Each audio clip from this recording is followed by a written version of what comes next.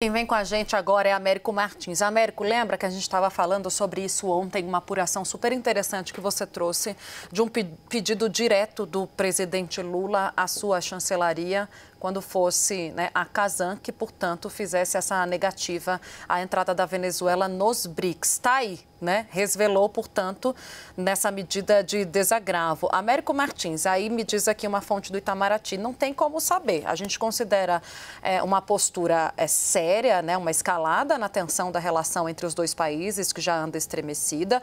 Há uma citação direta a Celso Amorim, vejam só, uma menção, aquele que é considerado o braço direito de Lula nos assuntos que recaem sobre as relações internacionais, mas ele diz o seguinte, e aí a gente não tem como saber, ficamos igual àquela situação de Israel, se a gente conseguir fazer um paralelo, quanto tempo o embaixador vai ficar por lá, quanto tempo demora essa consulta.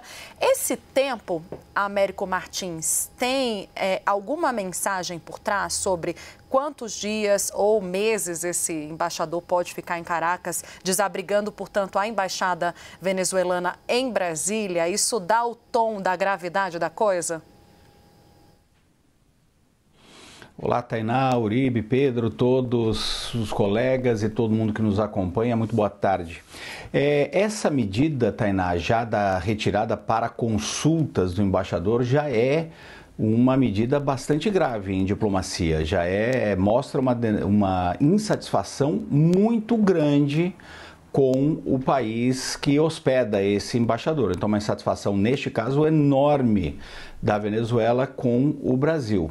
Eu cheguei a escrever, quando estava fazendo a cobertura da cúpula lá em Kazan, que alguns membros do governo brasileiro, algumas pessoas que acompanham muito de perto essas questões diplomáticas dentro do governo, acreditavam que a Venezuela poderia ficar tão insatisfeita com isso que partiria para um congelamento geral das relações, assim como aconteceu com a Nicarágua, que chegou a expulsar o embaixador brasileiro. Claro que a gente ainda tem alguns caminhos nesse sentido, se essa crise piorar. Primeiro, você retira o embaixador para consultas, que é o que a Venezuela fez, isso já demonstra uma insatisfação muito grande.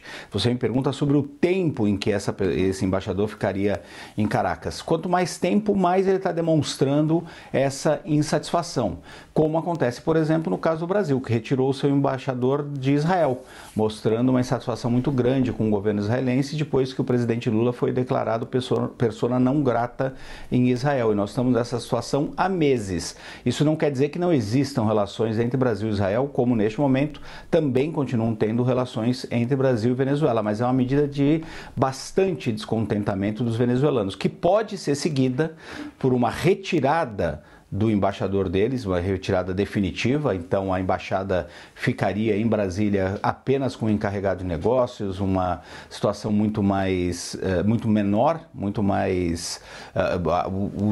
o grau de relação diminuiria muito, e aí depois a medida mais extrema, que seria expulsar o embaixador brasileiro de Caracas, o que seria bastante extremo e denotaria ali praticamente um rompimento de relações. Neste momento nós estamos falando numa deterioração muito grande dessas relações, com esse risco que eu já tinha mencionado, mencionei aqui ontem quando conversamos também, da possibilidade de um congelamento de relações com a Venezuela. E por que acontece isso, Tainá e Uribe? Porque a Venezuela não tem nada a apresentar ao Brasil neste momento. O Brasil continua exigindo um comportamento diferente do Maduro, primeiro em relação às eleições, tentar apresentar alguma coisa que mostrasse que ele eventualmente foi bem nessas eleições mesmo, não estamos nem falando em vencer as eleições.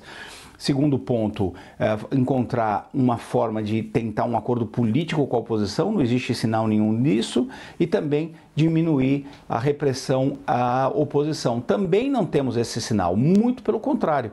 Então, do jeito que a coisa está escalando, não é grande surpresa que eles tenham retirado o embaixador para essas consultas. É um sinal muito grave aí de descontentamento da Venezuela.